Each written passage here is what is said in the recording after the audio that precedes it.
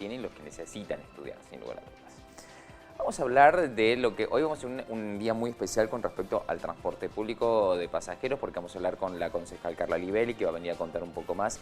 Pero la primera parte, la que habla es Karina Fernández, que es contadora, que es concejala de lo que es el Consejo de Representantes de Villa Carlos Paz. Ella cuenta un poco que se aprobó en segunda lectura justamente el pliego del transporte público de pasajeros en la parte más técnica, y después va a venir a charlar con nosotros un poco más de cómo se hizo todo este pliego, cómo viene para el futuro principalmente, porque hay que empezar a pensar en el futuro. El transporte es una de las grandes problemáticas, no solo de esta ciudad, ¿no?, de todas las ciudades. El transporte público de pasajeros es una problemática en todas las ciudades, sin lugar a dudas, y así que vamos a hablar un poco de eso. Karina Fernández, concejala de Carlos Paz Unido, es la encargada de contarnos la aprobación de este pliego, este nuevo pliego del transporte público de pasajeros para Villa Carlos Paz. Cuéntenos un poco las novedades que hay sobre este pliego en torno al servicio de transporte. Sí, el jueves pasado aprobamos ya en segunda lectura el pliego para llamar a licitación al servicio de transporte público urbano de pasajeros de la ciudad. Se le han introducido algunas modificaciones al pliego en relación a la primera lectura, de acuerdo a lo que expresaron los vecinos en la audiencia pública y al trabajo en comisión, los aportes de los diferentes concejales.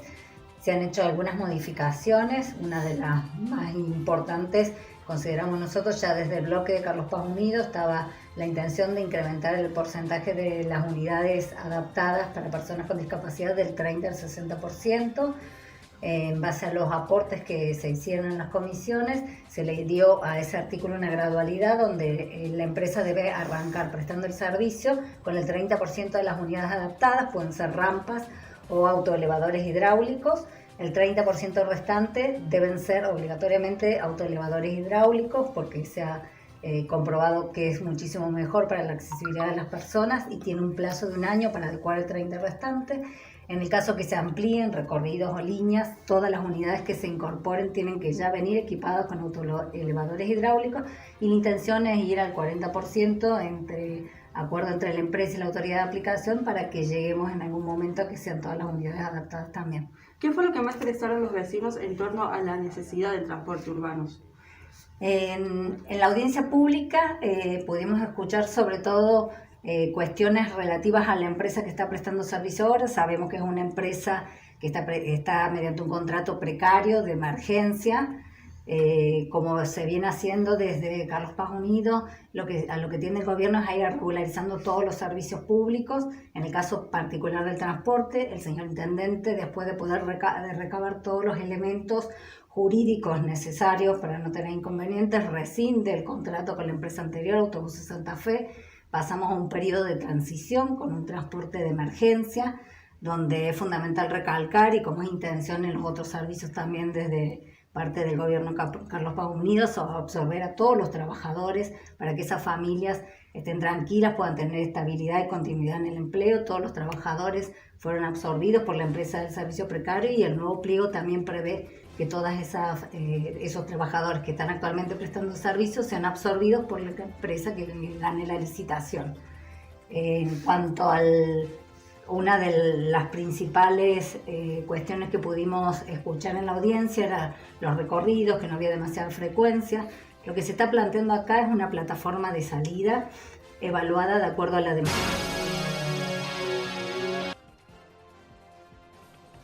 La concejal Karina Fernández contando un poco de lo que se aprobó. Ya vamos a hablar un poco más extensivamente con Carla Livelli, que nos cuente cuál fue el trabajo que se hizo, ¿no? Porque no es algo de que se hace de un día para otro.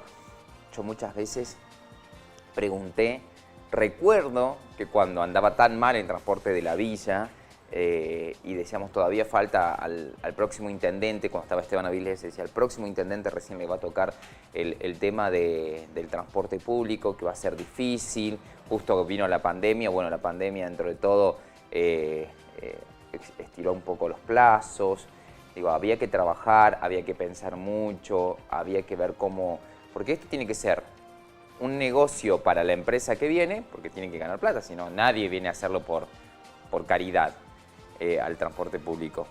pero tiene que ser también efectivo para la gente. Una ciudad que se extraña también de cómo está dividida, ¿no? En la zona sur y oeste es donde la gente que más transporte utiliza, sur y oeste, ¿no? Todos los barrios del sur y toda la zona oeste es lo que más utilizan. Y después toda la zona del centro y norte es la que menos se utiliza. Entonces es importante tener en cuenta que la movida esta es más que importante, más que interesante, principalmente para las generaciones que vengan, para los nuevos barrios.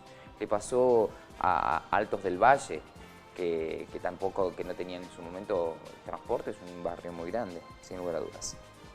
Vamos a la próxima información.